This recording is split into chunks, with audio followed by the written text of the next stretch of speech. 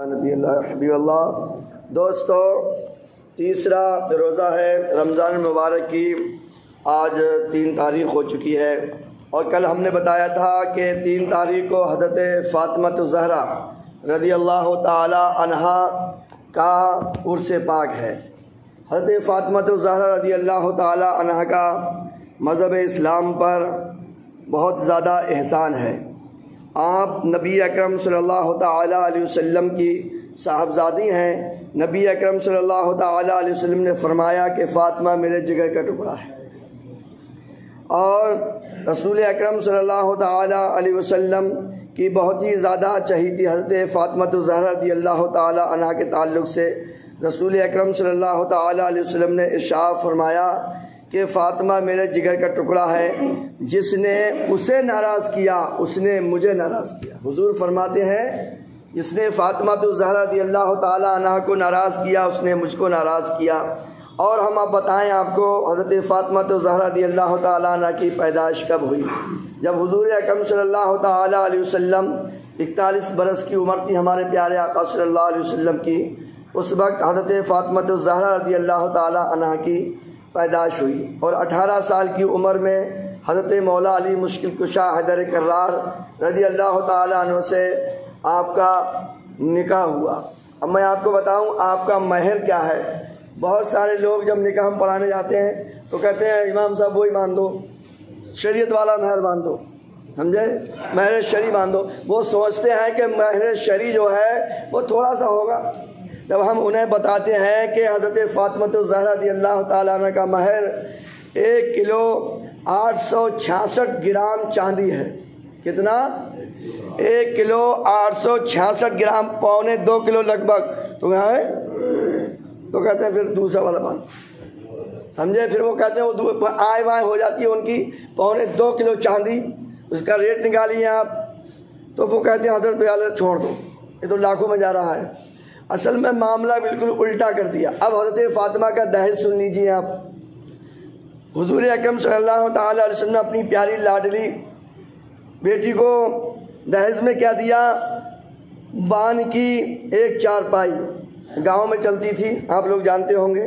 بان کی ایک چارپائی، چمڑے کا ایک گدا جس میں روئی کی جگہ کھجور کے پتے بھرے ہوئے تھے، ڈلپ والے گدے نہیں، کھجور کے پتے اس گدے کے اندر بھرے ہوئے تھے۔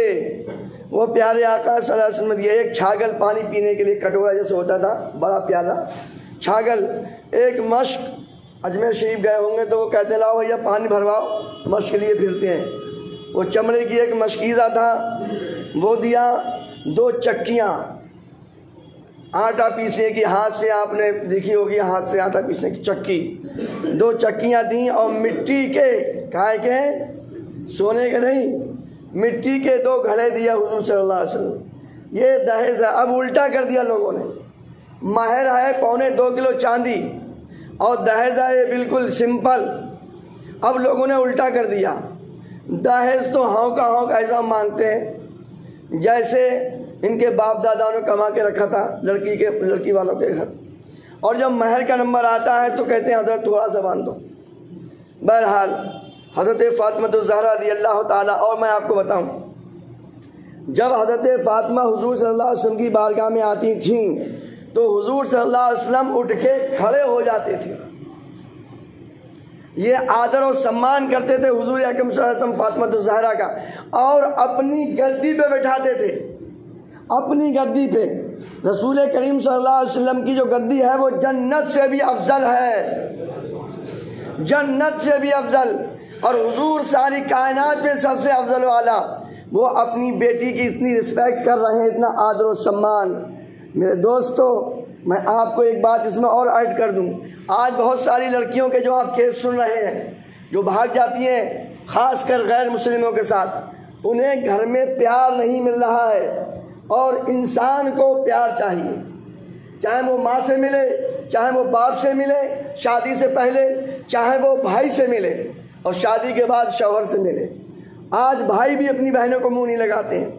میرے دوستوں، نوجوانوں، ضرورت ہے، باپوں سے بھی یہ عرض ہے اور بھائیوں سے بھی عرض ہے، میرے دوستوں گھر میں جو بچیاں ہیں ان کو ٹائم دو، ان سے محبت سے باتیں کرو، ان کی دل کی باتیں سنو، اور اگر انہیں کوئی ضرورت ہو تو ان کے ساتھ ان کا کام کراؤ۔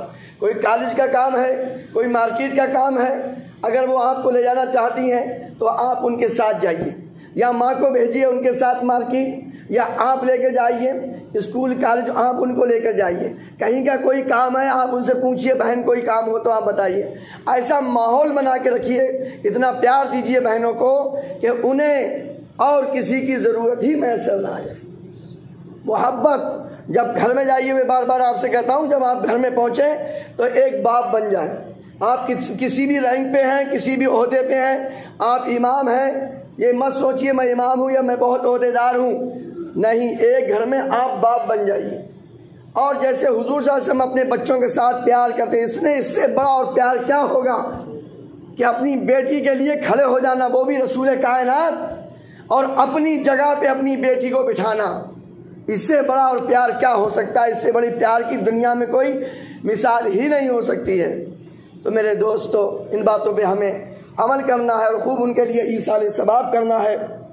اور اب لاسٹ میں جو ہمارا معمول چل رہا ہے، ہم الحمدللہ پہ پہنچے ہیں، ثنا آپ کی ہو چکی ہے، اور اعوذ باللہ بسم اللہ کے ہم نے پڑھائی تھی۔ اب تھوڑا سا ہم الحمدللہ کو آپ لوگوں کو بتائیں گے۔ آپ لوگوں سے گزارش کرتے ہیں کہ آپ لوگ زیادہ زیادہ اس پہ ٹائم خرچ کیجئے، نماز درست کر لیجئے۔ الحمد، دیکھیے ہا جو ہے نا، ہا وہ حلق سے نکلے گا۔